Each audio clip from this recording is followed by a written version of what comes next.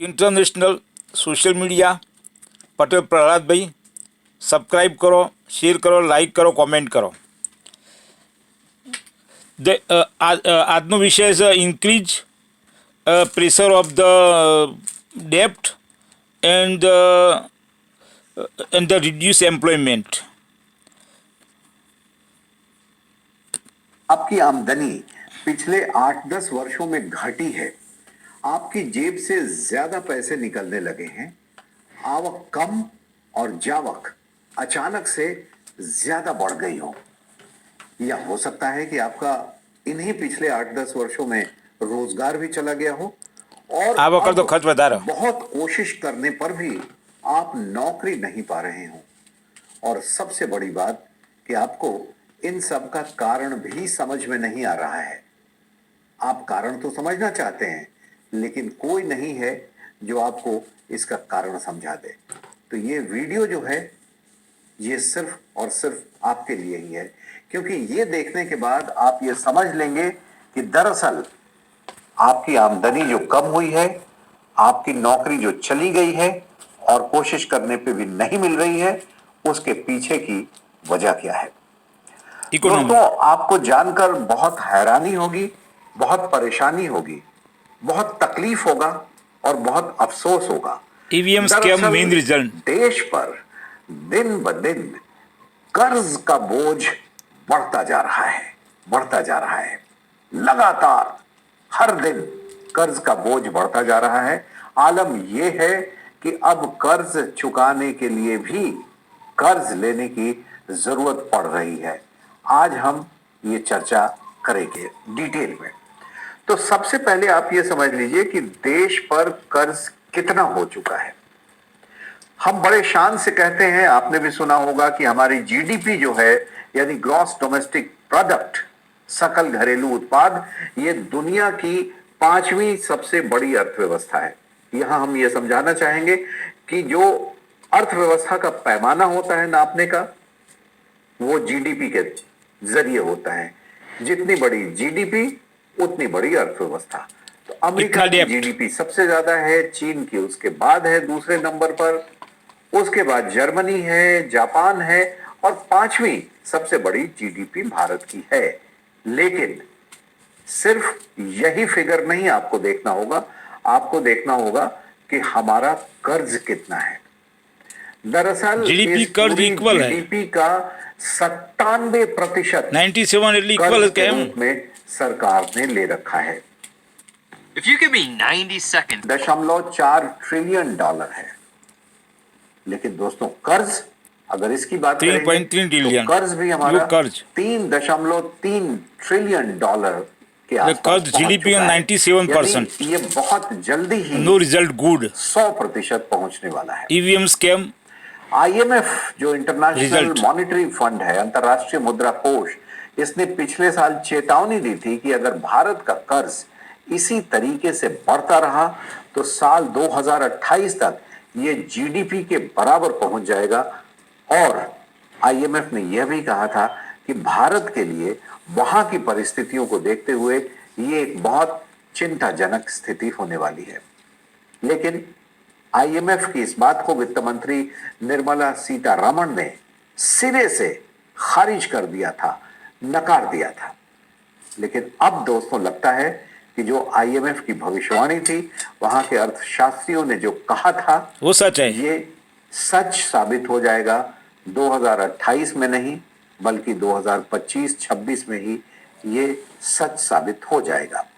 और आपके रोजगार का, आपकी जेब में पैसे कम होने का जो सीधा एक रिश्ता जुड़ता है, ये देश पर बढ़ते कर्ज के साथ भी जुड़ता है। इस बात की हम चर्चा करेंगे, डिटेल में करेंगे। आप ये वीडियो पूरा अंत तक देखते रहें।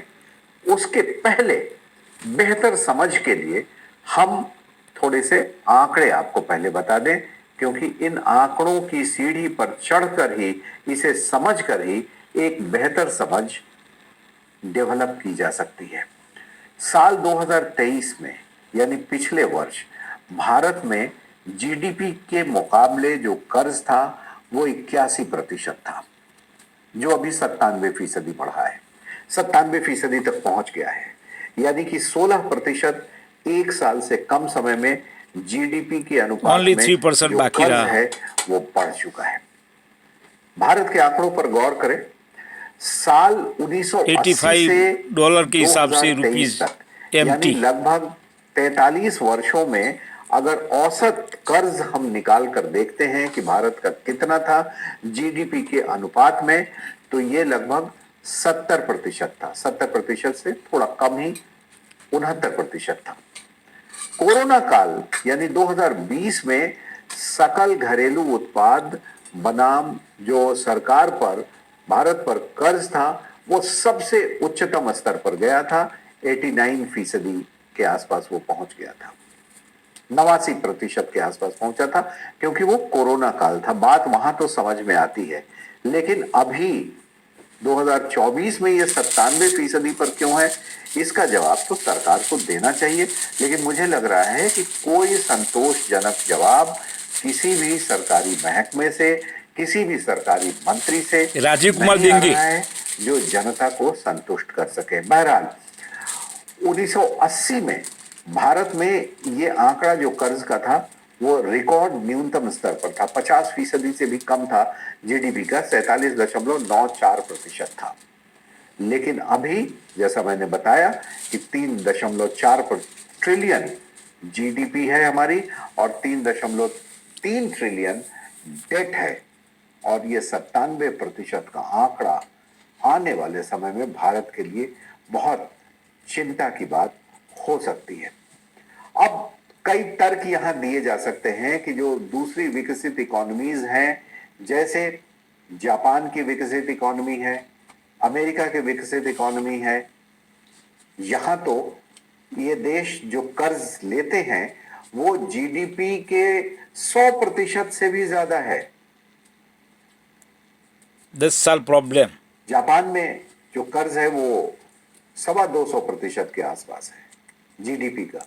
अमेरिका का जो कर्ज है वो 125% के आसपास है। वहां का उदाहरण दिया जाता है, लेकिन वहां के लिए दोस्तों ये बहुत कोई अच्छी स्थिति नहीं है, पहली चीज।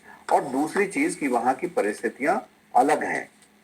हम अभी जर्मनी को पीछे छोड़ने की कल्पना कर रहे हैं, हम छोड़ भी देंगे क्योंकि हमारा देश बड़ा है, हमारा कंजम्पशन उनके हिसाब से ज्यादा है क्योंकि आबादी ज्यादा है। लेकिन ये ध्यान रखने वाली बात है कि जर्मनी की अर्थव्यवस्था बहुत ही अच्छी मानी जाती है और वहां जीडीपी टू डेट रेशियो जो है वो 65% के नीचे ही हमेशा से रही है, औसत अगर देखें तो। जापान और अमेरिका की स्थिति जैसा हमने बताया अलग है। एक नजर जरा इन आंकड़ों पर डाल लीजिए। जापान में इस वक्त 250% से ज्यादा जीडीपी से कर्ज का रेशियो है। इटली में भी 144% ये आंकड़ा बता रहा है। अमेरिका में 133% है। फ्रांस में 115% यूके ये 110। आंकड़ा है। यूके के लिए ये आंकड़ा 110% का है, यानी यूके की जो जीडीपी है उसका 110% इन्होंने कर्ज लिया हुआ है। लेकिन हमने देखा अभी पिछले कुछ वर्षों में कि किस तरीके से अमेरिका की अर्थव्यवस्था चरमराई हुई थी, किस तरीके से यूके की अर्थव्यवस्था चरमराई हुई थी। इतनी ज्यादा कि वहां कई प्रधानमंत्रियों को बदले जाने की नौबत आई। महंगाई इतनी ज्यादा कि लोग त्राहिमाम कर गए वो सही है, और इंडिया में सरकारें भी वहां जरूरत है। ठीक तरीके से निपट पाने में इन सब परिस्थितियों से अक्षम रही हैं। आप जरा अमेरिका की स्थिति देखिए। पहली बार किस तरीके से अमेरिका में महंगाई पर काबू पाने के लिए जो वहां का केंद्रीय बैंक है, सेंट्रल बैंक यूएस फेड ने लगातार अपने इंटरेस्ट रेट को पिछले 4 वर्षों तक बढ़ाए रखा। जो 0% या उससे थोड़ा सा ज्यादा होता था, बहुत ज्यादा बढ़ाए रखा।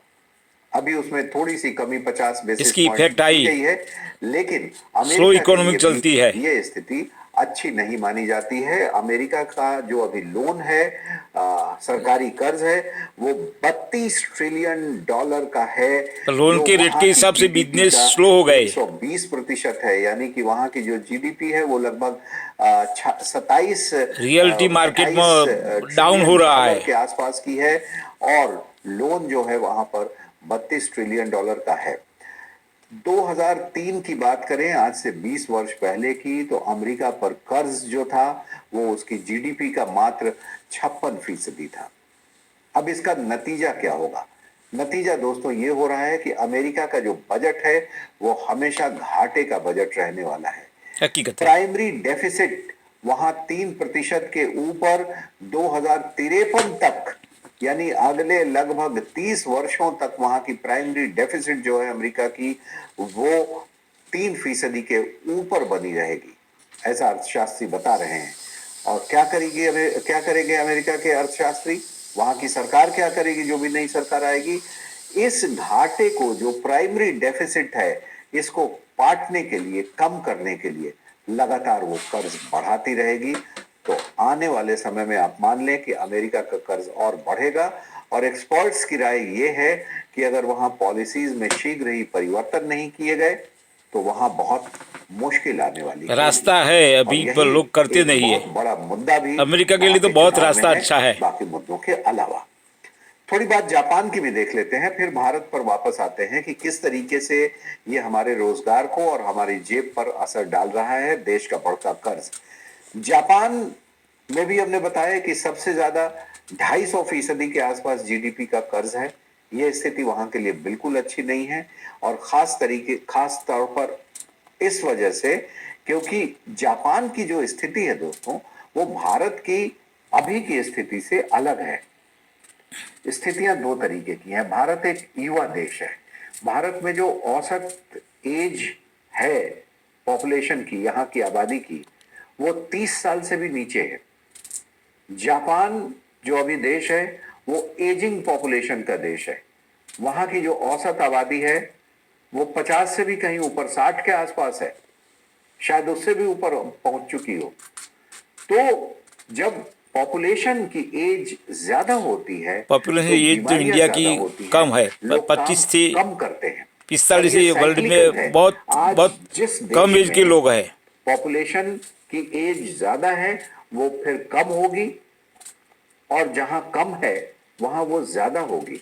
तो इस वजह से जापान में चूंकि एजिंग पॉपुलेशन है, तो वहां सरकार को सोशल सिक्योरिटी के लिए ज्यादा पैसे खर्चने होते हैं। वो अपने देशवासियों के लिए ज्यादा पैसे खर्च करती है वहां की सरकार। इसी वजह यूएसए। से उनका वित्तीय घाटा बढ़ता है, और जब वित्तीय घाटा बढ़ता है तो उसे पाटने के लिए कर्ज लेना पड़ता है। और यही प्राइमरी वजह है, बेसिक मूल रीजन है कि जापान का जो यूएसए कर्ज में है, ओल्ड जीडीपी टू पॉपुलेशन ज्यादा है। कर्ज का रेशियो, वो इतना ज्यादा क्यों है?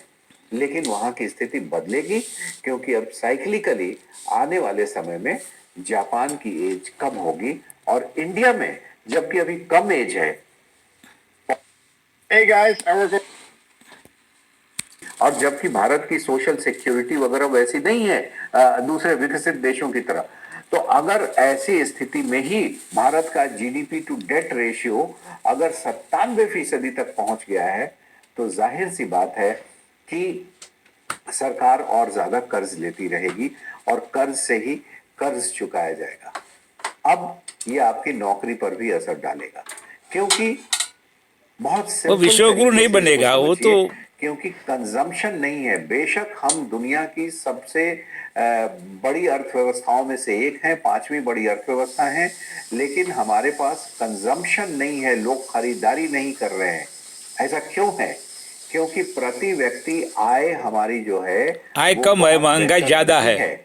और दूसरी बात यह है कि जो प्रति व्यक्ति आय है भी, वो बहुत कम लोगों में सिमटी हुई है। 10%, 20% लोगों के पास सारा का सारा धन है, और बाकी 80-90% जो जनता है उसके पास पैसे बिल्कुल नहीं है। ये 90% बहुत की बड़ी पब्लिक के खाई पास है, पैसे बहुत है ही बड़ा नहीं। गैप है। सच यही किसी के बात है। पास 100 करोड़ रुपए हैं और किसी के पास 200 रुपए हैं, इतने का फर्क है। ज्यादा फर्क है, लेकिन जब वो लेवल प्रति इक्वल आय करने की का जरूरत औसत है। मापा जाता है, तो औसत मापने का वही सिंपल तरीका है कि दो लोग हैं, एक व्यक्ति के पास 100 रुपए है, एक व्यक्ति के पास गवर्नमेंट ऑफ 2 द रुपए सेम है, पीपल, सेम तो पीपल 100 सेव और 2 पीपल। मिला के 102 दैट इज होता गुड है, वे। और प्रति व्यक्ति आय मानी जाएगी कि इस ऑल देश की पीपल आर आय इक्वल। 51 रुपए है।